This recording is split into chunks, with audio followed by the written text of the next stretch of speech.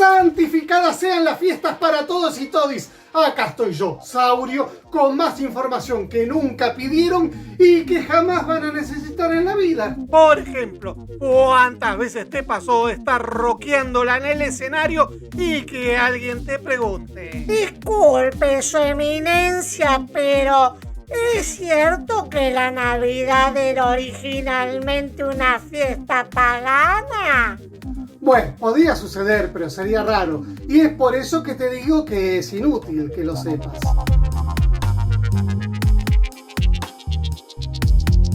Que los cristianos inventaron la Navidad reciclando viejos rituales paganos es algo que se dice mucho en estas fechas, especialmente por ateos que quieren hacer quedar mal a los cristianos, acusándolos de plagiarios y haciéndolos sentir que están adorando a dioses falsos. Cosa que no solo es innecesaria, ya que las religiones cristianas se las arreglan solitas para quedar mal, no necesitan ayuda externa. Encima es algo falso, inventado por los puritanos y por los protestantes para hacer quedar mal a los católicos.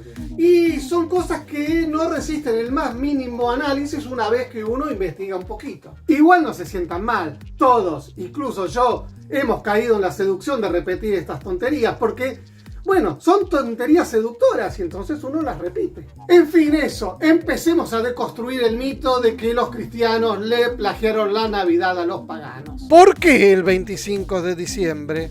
El 25 de diciembre como fecha posible del nacimiento de Jesús es bastante problemática y sospechosa.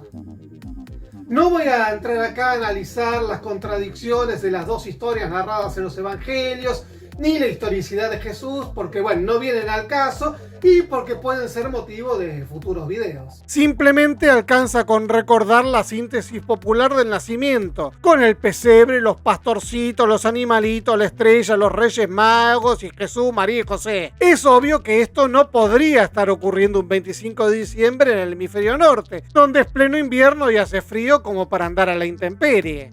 Sí, está bien, Israel tiene un clima más o menos templado por estar en el Mediterráneo y en el Medio Oriente, pero igual, la escena que se presenta en los evangelios y que después fue repetida en un montón de cuadros y en los pesebres y todo eso, es más una escena que podría haber ocurrido en primavera o en otoño que en pleno invierno. De hecho, en el Evangelio de Lucas se da a entender que se trataba de una noche cálida, ya que dice que los pastores estaban durmiendo al aire libre. Y esto es algo que no les pasaba desapercibido a los primeros cristianos, que no por nada barajaban otras fechas. Salvo la de noviembre, como pueden ver, son todas fechas con temperaturas más benévolas allá en el norte. Y la de noviembre tampoco es que sea muy fresca, que digamos. Pero además de estas fechas primaverales u otoñales barajadas, los primeros cristianos ya consideraban al 25 de diciembre como una de las fechas posibles del nacimiento de Jesús.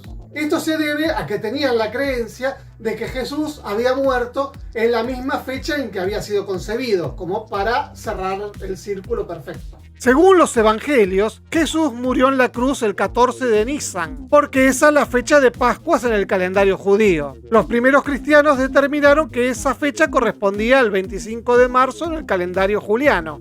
Esto quiere decir que Jesús también fue concebido el 25 de marzo, por lo que el nacimiento de Jesús tenía que ser forzosamente 9 meses después, o sea, el 25 de diciembre.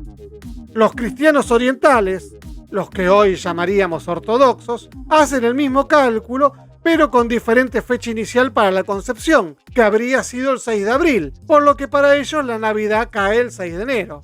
Además, según la tradición, el 14 de Nisan era la fecha en la que Moisés sacó a los judíos de Egipto, por lo que el simbolismo de Jesús como un nuevo Moisés que propiciaba un nuevo pacto entre Dios y el pueblo elegido ayudó para que finalmente todo decantara hacia el 25 de diciembre. También el 1 de Nisan era, según el rabino talmúdico Yoshua ben Hanania, la fecha de creación del mundo.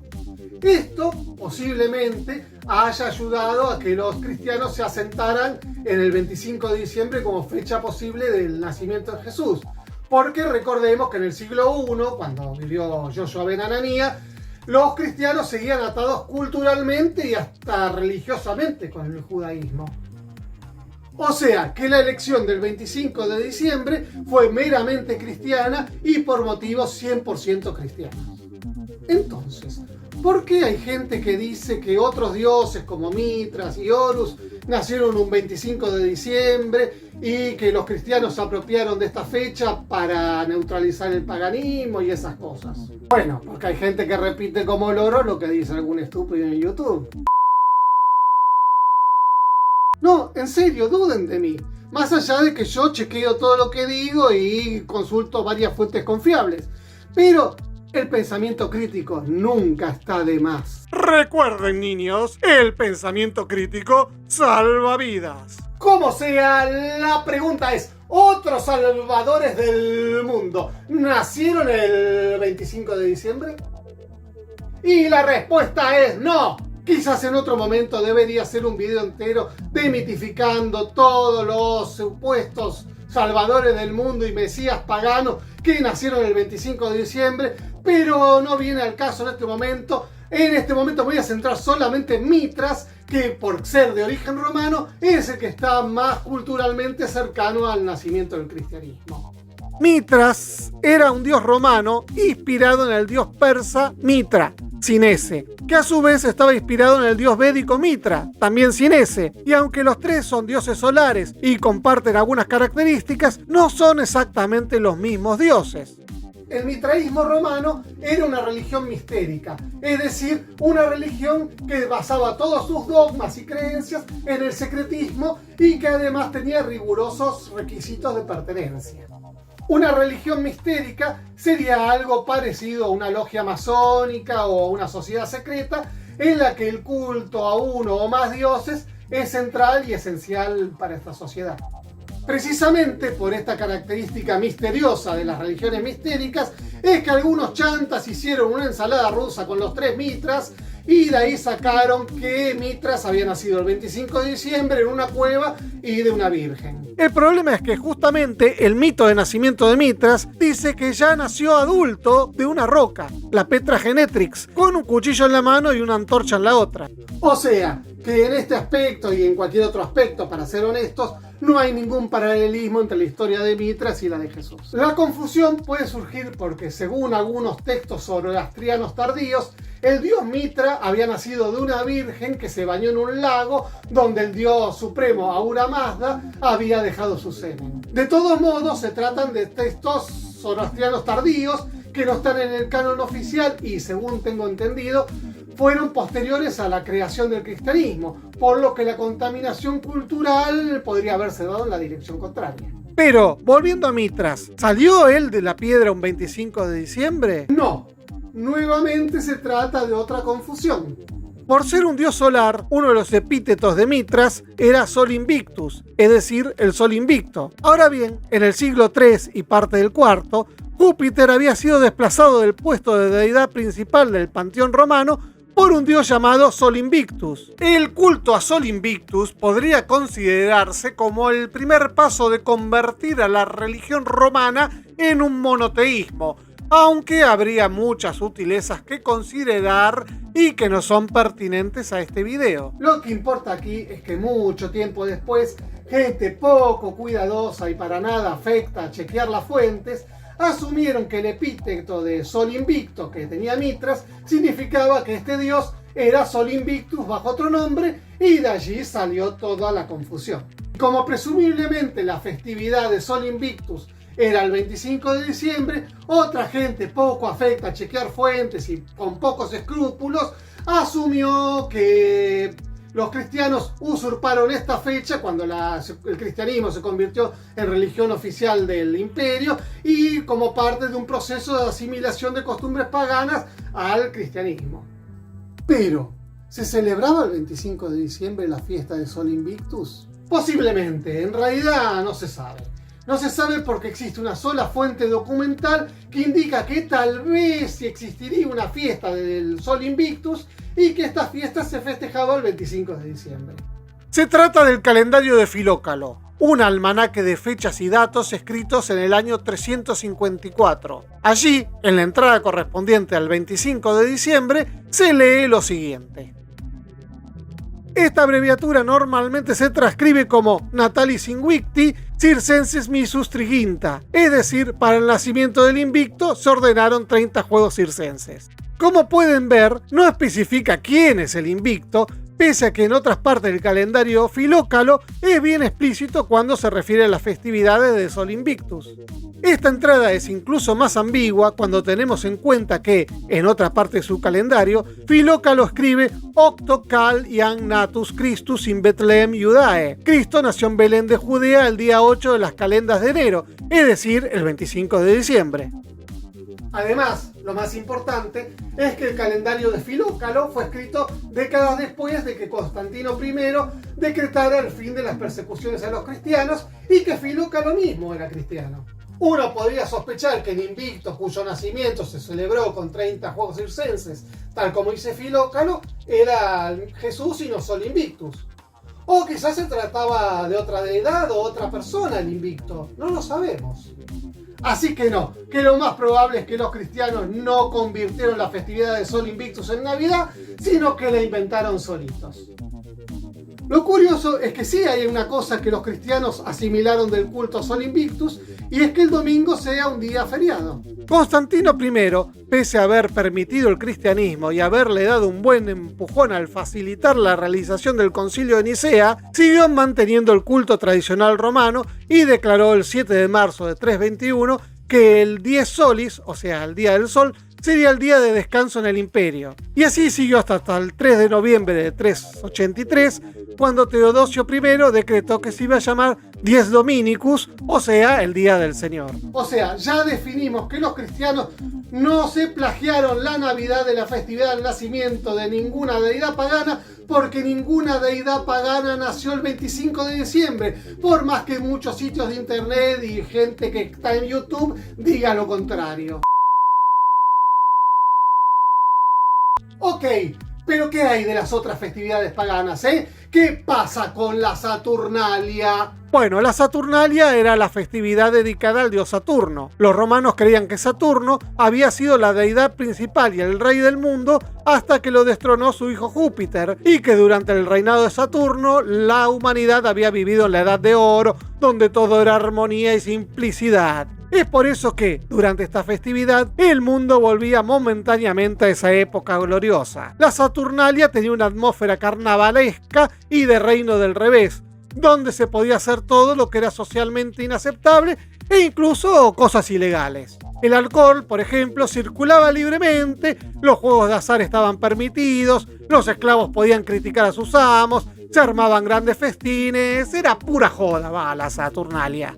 Y como en el hemisferio norte en diciembre anochece temprano, la gente encendía velas y antorchas para seguir la fiesta después del ocaso. De allí que era común que la gente le regalase velas a parientes y amigos y no velas de cualquier material. Para los días normales los romanos usaban velas de cebo, que duran poco, mientras que las velas que se regalaban en Saturnalia eran de cera de abeja, que duran más. Otro regalo especial de Saturnalia eran las sigilarias, que eran unos animalitos de arcilla bastante toscos, que ni los romanos sabían si su origen tenía un pasado ritual como sustituto de los sacrificios de animales, o si simplemente eran juguetitos para los chicos y tonterías para regalar.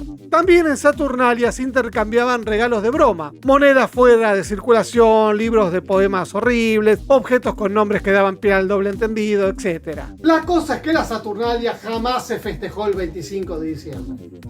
La fecha de inicio era fija, el 17 de diciembre, y después, dependiendo de lo jodón que fuese el emperador de turno, se alargaba unos días más, pero nunca pasó más allá del 21 de diciembre.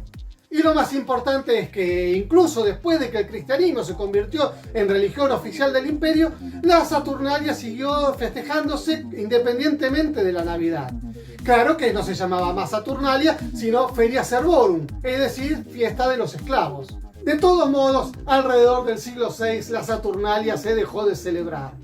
Y la costumbre de hacer regalos en Navidad empezó recién 10 siglos después. O sea que más que una continuidad de costumbres, lo que tenemos es una coincidencia. ¿Y Brumalia?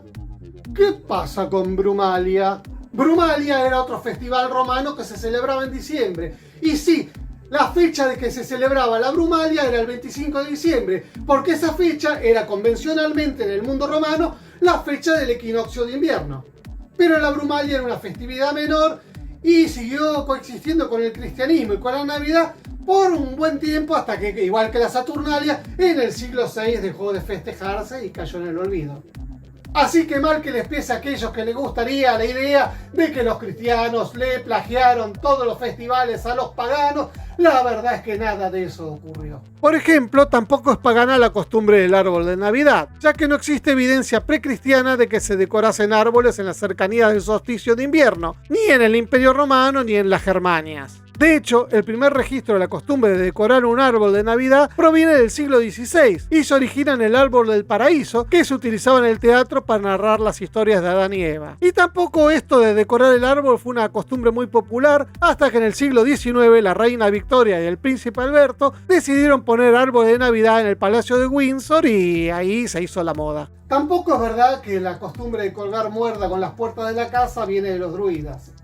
En realidad no sabemos si los druidas usaban muérdago o no en sus rituales. No lo sabemos. Y la explicación de por qué se usa muérdago es mucho más simple.